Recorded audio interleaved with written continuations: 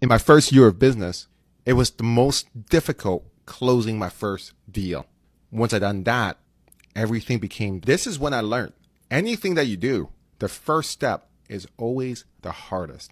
The first deal is always the hardest. The first rejection is always the hardest. You just have to overcome your fears in dealing with the first.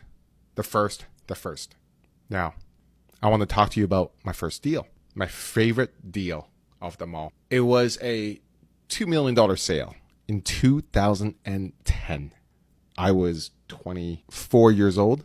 One of my favorite deals was a $2 million sale. I went door knocking. That day I was having such a tough time. It was snowing hard. My shoes were not proper and I was cold. I stepped into a puddle. My socks got wet. And you know that feeling when you have wet socks? And what sucks about that is that your feet is cold and in the -2 degrees temperature, you're walking in the snow, you don't even feel your toe. And so happened, the next door I knocked on was a family man. He opened the door and he looked pretty miserable. I looked pretty miserable too with my wet shoe. And he was pretty sad. I asked him, "Hey, how are you? This is Edward. So tell me about yourself." I asked him. I was pretty direct that day. I was having a really bad day. And I just came out of my mouth, just asked him, "You look sad, sir. What is happening? Is there anything I can help?"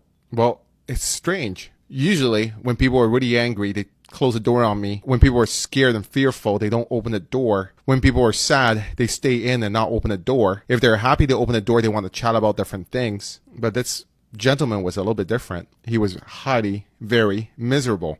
I can tell from the look of his face. He won't even look at me in the eye. He was looking down. I thought he was the tenant. And I asked him, "Is the owner here?" And in a very soft voice, he said, "Yes, I am the owner. What do you want?" And I asked him, "I'm here to find a buyer. I'm a real estate agent in the neighborhood. I would like to get to know the neighborhood." And he looked at me in the eye. I saw him having a tear coming out of his eye when I was red. I asked him, "Are you okay?" It turned out that he was having a fight with his wife and it was really miserable.